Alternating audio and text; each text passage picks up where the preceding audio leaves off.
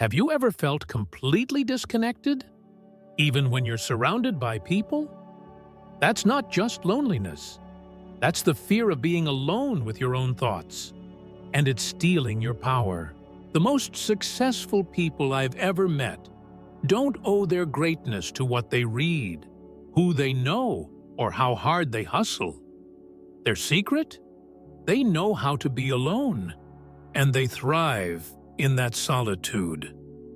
While the world scrambles for noise and validation, they've tapped into something deeper.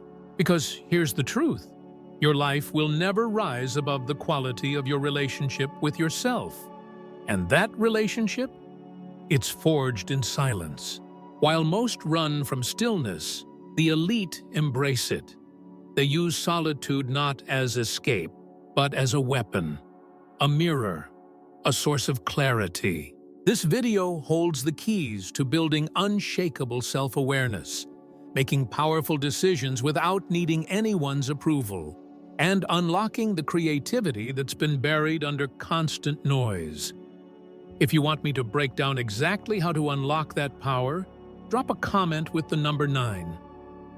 Back in the day, I recall, my company was in shambles. Problems were cropping up everywhere. My associates disagreed. People weren't purchasing. Money was tight.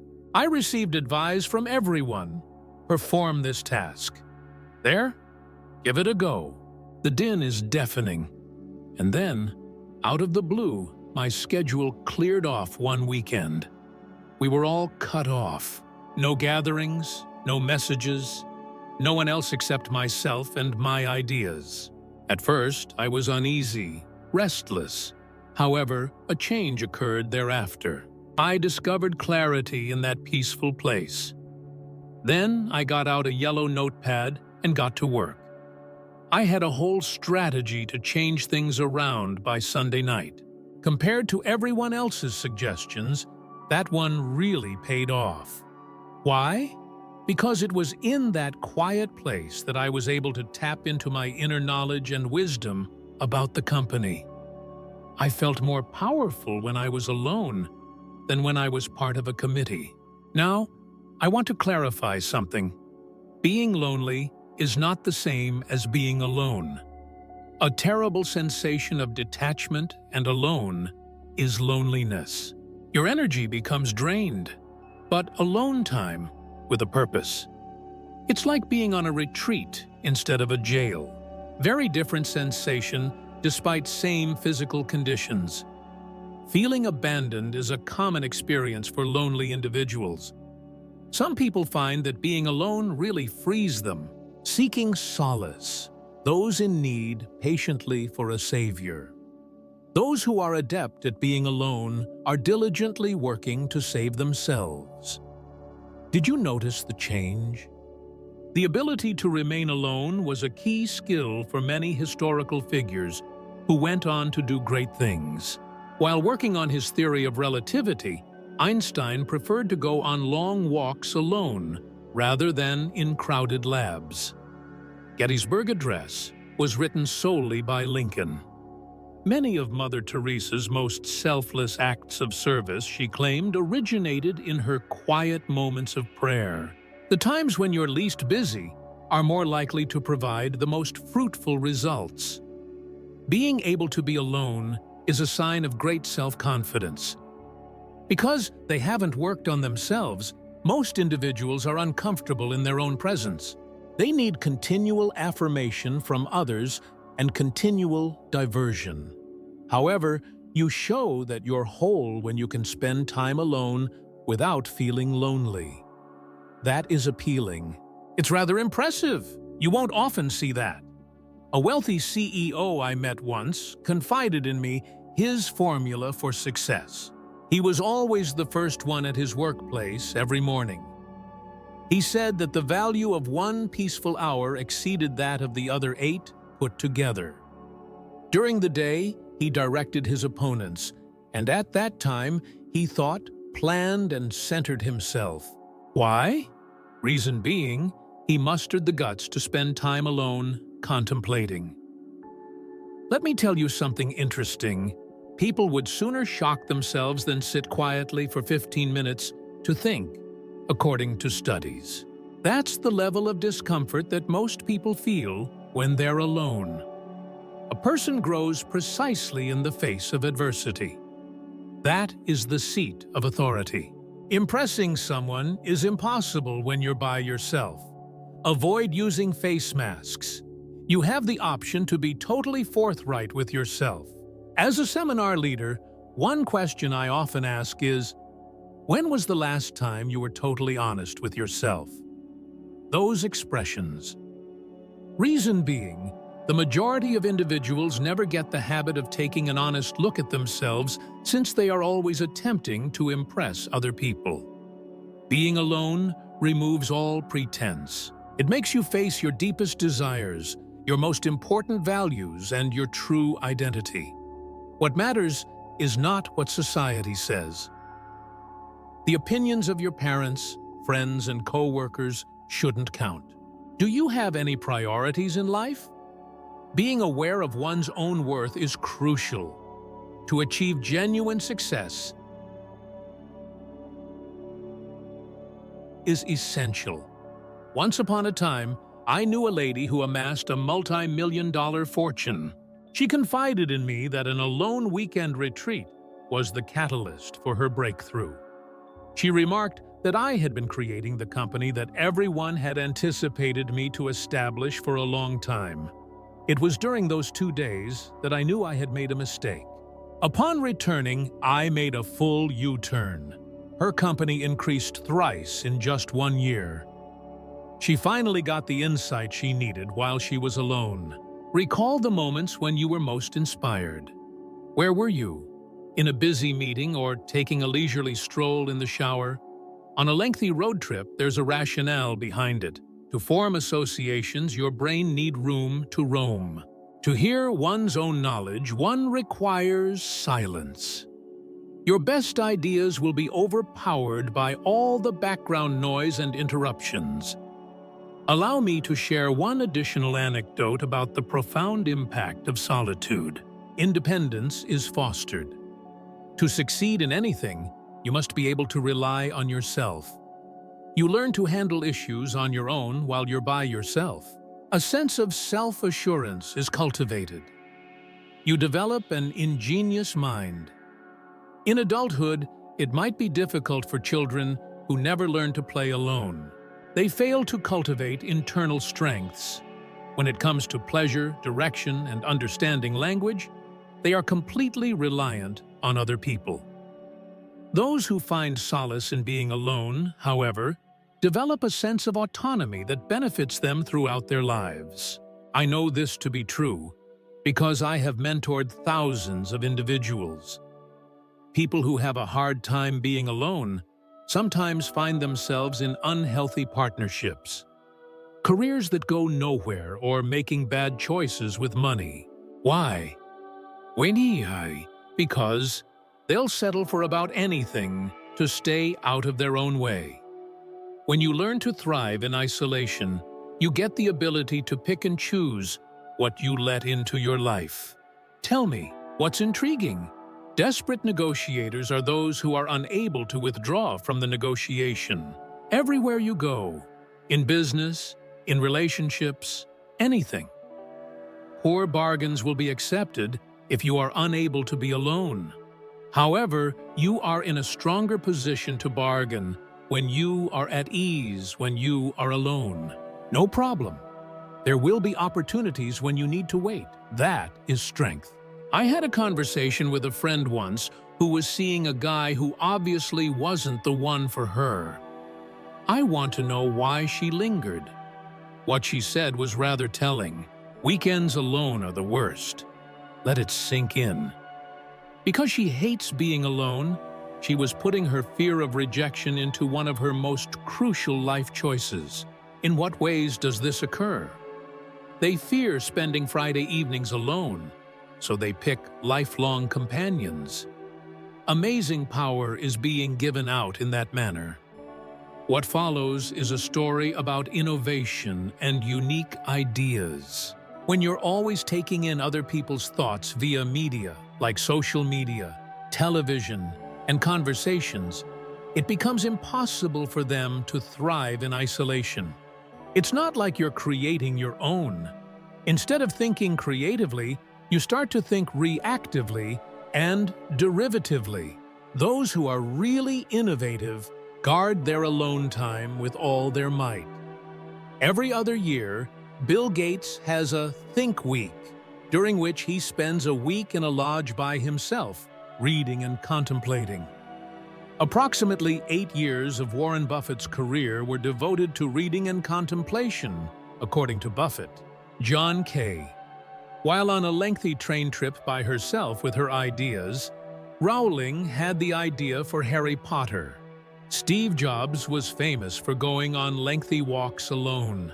These individuals have an impact on the world, not despite, but as a result of, the time they spend alone. Subtly impacted by the thoughts of others around you, when you're never alone. It's just the way we are. Unbeknownst to us, we comply. However, uniformity is inherently unable to produce breakthroughs. Seeing things that other people miss is where they originate. Visions like that hardly seldom materialize in a crowded place. Groupthink is a word used by psychologists. It's when a group decides on a course of action without considering other perspectives. Committees, boardrooms, and even families exhibit this trait. No one disagrees. Everyone just nods. Nobody wants to cause a stir. However, the best way to avoid being swayed by others is to think independently and come to your own conclusions. This is something I constantly remind company owners about. Get everyone to come up with their own ideas before the meeting if you want it to go more smoothly. Superior thoughts and more forthright assessments will be yours. Why? Why, because they've already had the opportunity to tap into their inner knowledge. To succeed in life, you must master the art of decision-making. Making choices alone has its own unique strength. You own something completely when you determine it on your own. When things go wrong, no one else is to blame except yourself. More deliberate and meticulous decision-making results from such accountability. In my experience, collective choices tend to be less sound than individual ones. Posturing, societal pressure, and the distribution of responsibility are all factors. Everything was agreed upon. Therefore, I can't be held responsible. But when you're on your own, you give the decision your whole focus and attention. Meetings aren't the place for major choices, according to many successful individuals I know. They take in the information, listen carefully, and then go their own ways to make a decision. When they are alone, they are able to listen more closely to their gut feelings. They are able to give more consideration to potential outcomes. The most forceful argument or self-assured performance will not convince them. Something about this makes me think of an Abraham Lincoln anecdote. An important topic was once put to a vote by his cabinet during the Civil War. Each and every member of the cabinet cast a single vote. Lincoln was on the other side of the aisle. He gave a simple nay and aye response when asked why. The yes people own it. He dared to be unwavering in his belief. Leadership is that. That is strength. Over the years, I've come to realize something intriguing. True community is a natural fit for those who are most at ease when they're alone. Their relationships with other people are not desperate. They band together out of choice, not necessity. Their relationships are unique in that they are more genuine, equitable, and fun for all parties involved. Take a moment to reflect on the company you most enjoy. They contribute their full selves to the connection. They are whole in their own right. They don't need you to make them feel whole. Aren't they the ones who are whole? Only after developing the ability to be alone can individuals learn to rely on one another in a healthy way? Now, let's get into the topic of self-discipline as a means to success. Practice, research, and preparation are essential for most accomplishments. And you'll have to accomplish a lot of the work by yourself. Performing push-ups is something only you can accomplish. Your books cannot be read by anyone else. Nobody can take your place when you need a business strategy. Privately, one lays the groundwork for success. When I was younger, I wanted to know how a world-class swimmer trained. The story she told me included her daily routine of waking up at 4:30, traveling to the pool in the dark, and swimming for 2 hours before school. According to her, the most challenging aspect was not the physical training. It was the 2 hours a day when I was completely alone with my thoughts. Rather than complaining about the physical exertion, many swimmers stop because they find the emotional isolation too much to bear. This is true across all domains. Before taking the stage, musicians spend years perfecting their craft in isolation. Writers spend days at a time alone with the blank page. Prior to assembling a team, entrepreneurs often find themselves solving challenges alone. Whoever is prepared to put in the time alone is more likely to succeed than those who are just daydreamers. If I had the time, Jim, I would write a book as well, according to many who have told me so. But most of the time, when I inquire as to their nightly activities, they say that they watch television or browse social media. The moment has come. One thing that is lacking is the desire to be alone with one's thoughts and do profound work undisturbed. That presents the true obstacle. Another significant aspect of self-imposed rest is, unlike anything else, it boosts self-assurance. You build unwavering self-confidence when you discreetly demonstrate your ability to do challenging tasks. You have seen your abilities in action, unnoticed and unappreciated, so you know what they are. That's the type of self-assurance that remains unshaken in the face of challenges. A guy I worked with had a remarkable transformation in his health, shedding 100 pounds, reversing his diabetes, and eliminating the need for all of his prescriptions. I inquired as to his method. His response caught me off guard. I backed out of group workouts.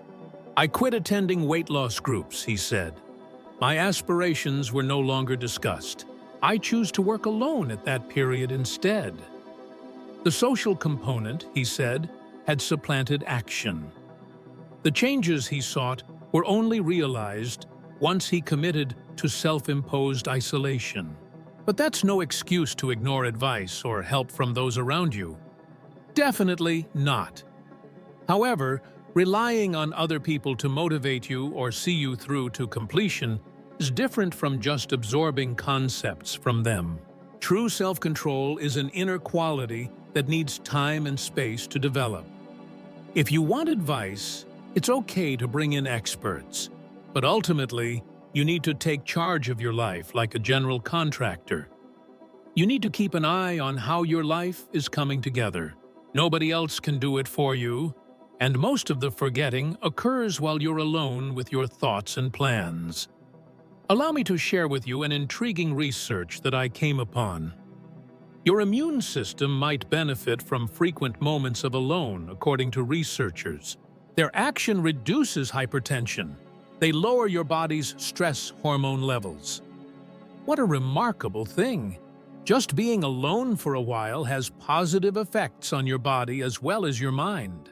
Plus, another item has come to my attention along the years.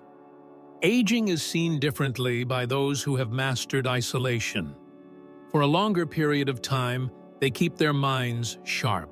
Inquisitiveness prevails. In the face of change, they are more resilient. Why? They have developed the practice of rejuvenation via time alone. They are always adapting, never waiting for anything to happen that will make them change. Through their inner effort, they are always growing. The most dangerous person you'll ever meet is the one who can't tolerate being alone. My mentor once warned me, let it sink in. Rather of making choices with a sense of purpose, people who are trying to escape themselves tend to make decisions based on their desire to flee. They don't make decisions, they respond. The decision-making process shifts to one based on a solid foundation of self-awareness and confidence when you establish a rapport with yourself. Allow me to provide some practical ways for you to tap into the power of solitude. If you're not used to being alone, it's best to ease into it. I can manage with only 15 minutes of alone every day.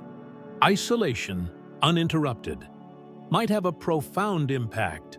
Sit quietly with your ideas. Poke about in a notebook. Peer out the glass. Soak it all in. Secondly, make time for yourself. Like any other significant appointment, mark it in your calendar. Keep that moment safe. Make sure other obligations don't take precedence. Keep in mind that nobody will make time for themselves a priority until you do. Third, for various reasons, use various types of seclusion. I suppose I can think more creatively after a stroll in the park. For more concentrated problem-solving, a peaceful workstation may be preferable. Try different things until you find what works. The fourth piece of advice is to establish routines that remind your brain that this is a special time. It may be something as simple as a favorite chair, candle, or mug of tea. By following these simple routines, you may train your mind to focus on yourself rather than on other people. Fifth, give yourself plenty of time. At first, being alone could be unsettling if you've spent years trying to avoid it. It is typical. Persist through the pain. This too must pass. On the other side, there is massive expansion. Sixth, give yourself plenty of time to think before making a big choice or engagement. Get some quiet time to yourself before a big meeting, tough talk, or life-altering decision. You'll feel more prepared and certain when you face such challenges. At last, take note of the advantages. During your time alone, be mindful of the thoughts that come to mind, the answers that surface, and the sense of calm that washes over you. You will be more motivated to keep up the practice if you acknowledge these rewards. What follows is something that could shock you. Those who are most at ease when they are alone tend to be the most influential, well-liked, and connected individuals I've ever encountered. Contradiction? Not at all. It sheds light on the essence of humanity. You may give more to other people if you learn to satisfy your own needs. You seem more kind and accessible when you're not trying to win everyone's favor. When you've got yourself covered, you connect with others because you want to, not because you have to. A young entrepreneur once confided in me her frustrations with her company associates. She assured me that every romance ends in tragedy. After I give it my all, they just take advantage of me. She confessed that she seldom spent time alone herself when I inquired about her routines. Whether it was a friend, co-worker, date, or family member, she was never alone. From dawn to dusk, her schedule was jam-packed. I proposed this as an option. For the next 2 weeks, get up at the crack of dawn and be by yourself. Just email and no phone. Nothing except you and a notebook full of your ideas. She gave me the look I get when I propose she attempt climbing Everest. But she still said she'd give it a go. She came back 3 months later, a changed woman. She had renegotiated conditions that were far more advantageous, and her business contacts had also improved. I wanted to know what's new. Her response had deep meaning. I've overcome my fear of abandonment. Being by myself has taught me that I can handle whatever that comes my way. These days, I form partnerships out of pure want rather than need. For her, everything altered with that change in mentality. This highlights a basic aspect of interpersonal connections. Having the capacity to be alone with oneself is paradoxically crucial to developing genuine connections with other people. The root of most relationship issues is trying to meet a need that only one person can: one's own heart. When one cultivates a robust inner life, symptoms such as neediness, jealousy, control difficulties, and codependence tend to fade. Jim, I was once asked how one finds the perfect mate. Be the right partner, I advised. And being the best partner you can be to yourself is the first step, I explained, since they seemed perplexed. Why should anybody else want to spend quality time with you if you are unable to do so? You can't expect other people to make you happy if you don't even like being around them. Many individuals in our society use their relationships as a means of evading their own thoughts and feelings. Having said that, the healthiest partnerships develop between individuals who are whole in their own right. Sharing fullness rather than emptiness is at the heart of their bond. In contrast to dependent relationships, that form of bond is strong, resilient, and full of delight. Another thing about those who are good at being alone has struck me. The way they listen is distinct. One does not feel compelled to fill the void in discussion when they are at ease with quiet in their own lives. You refrain from offering your thoughts or insights right away. You provide room for others to be themselves around you. In addition to improving your relationships with friends and partners, this also makes you a more effective leader, parent, and co-worker. I was informed by a CEO that one of his greatest strengths as a leader was his ability to be silent when necessary. According to him, the one who feels the need to fill silence during negotiations is often the one who provides the most. He would raise a question at meetings and then relax through the awkward silence that followed. Some people might talk out of turn, divulging details they hadn't planned to. He had gotten this formidable advantage from his time spent alone. There is a certain magic to the hour before the rest of the world comes to life, you know. For decades, I've followed the same morning routine. Beginning my day with a cup of coffee in hand, I sit and watch the world slowly come to life as the sun rises. The subsequent events are shaped by those peaceful times. My actions are unaffected by the priorities of others. It's all up to me now. Take advantage of this moment, I tell all the people I mentor. Discover those moments of quiet that let you be, think, and breathe, whether it's first thing in the morning, late at night, or over lunch. Be very careful with such situations. They are the source of your own strength. I wish I had more time to myself, Jim, but I am always on the go. That's what some people tell me.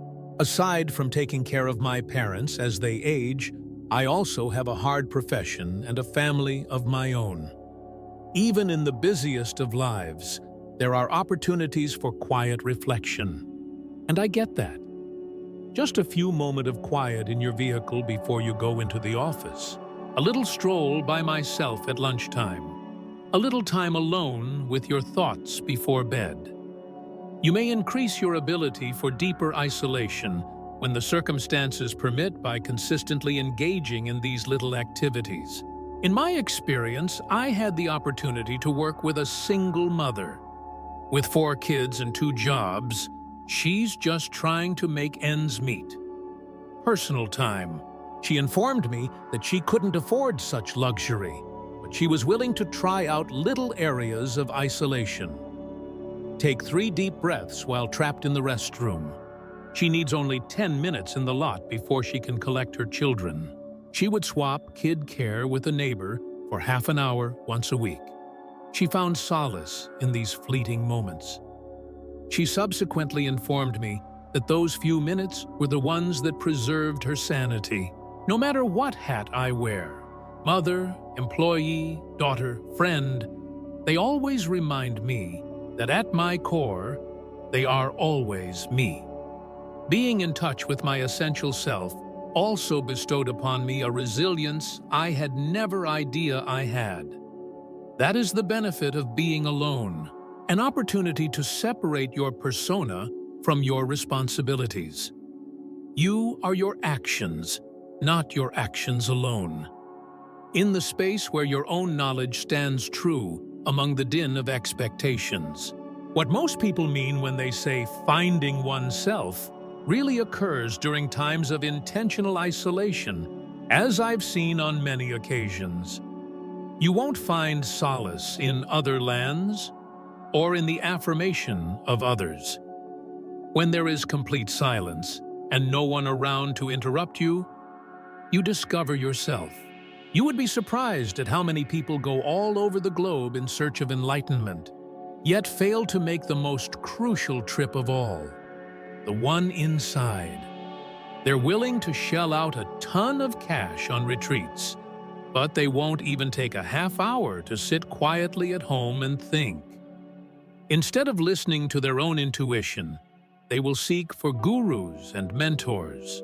No one else's words will usually suffice to answer your questions. You may find them in the empty space between your own ideas.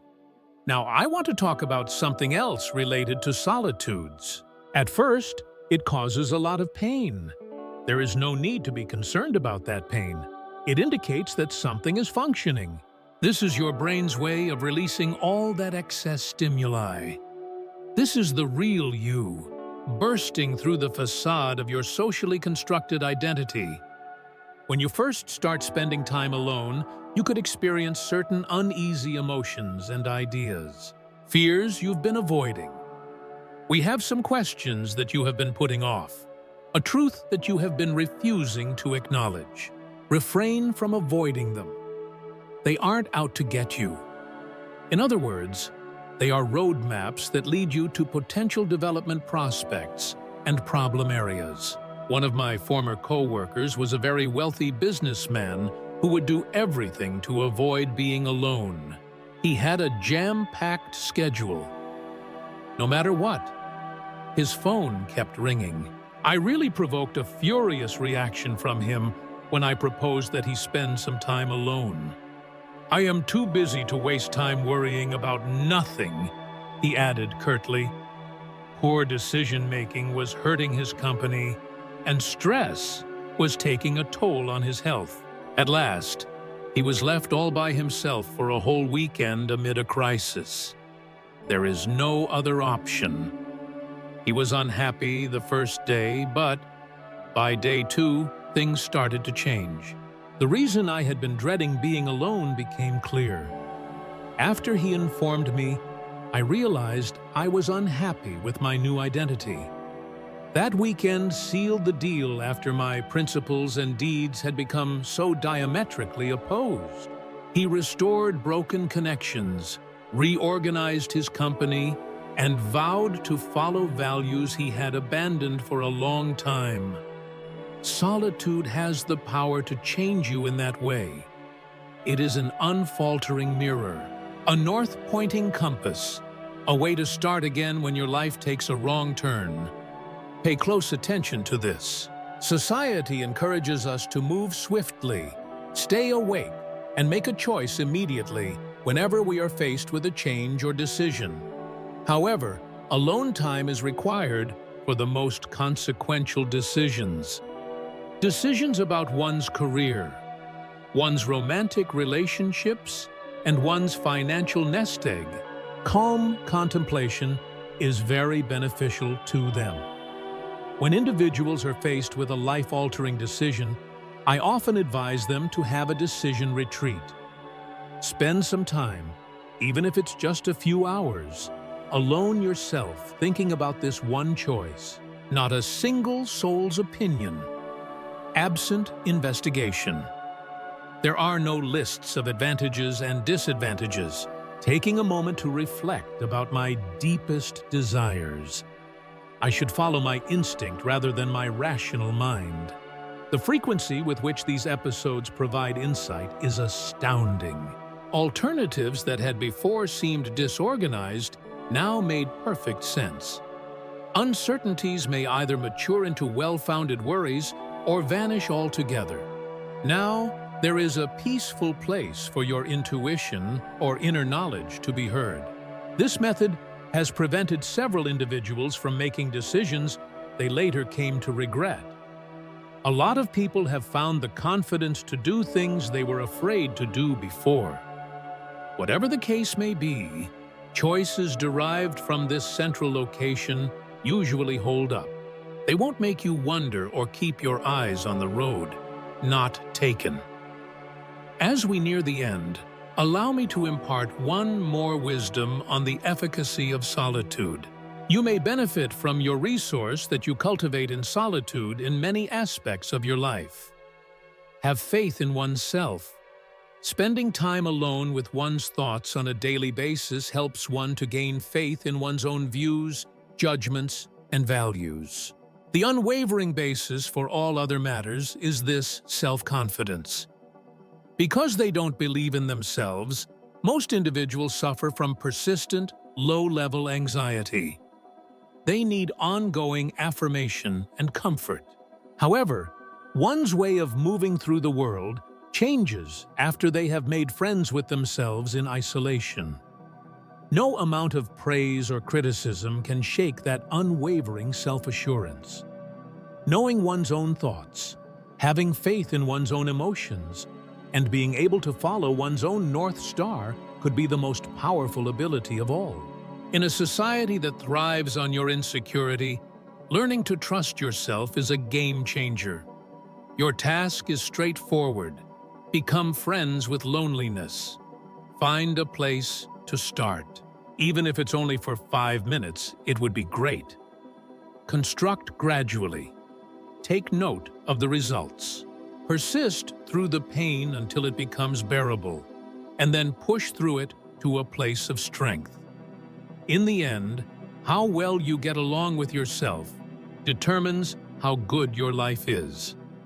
As with every connection, that one requires your whole attention and presence above all else. Indulge in the luxury of fully focusing on yourself.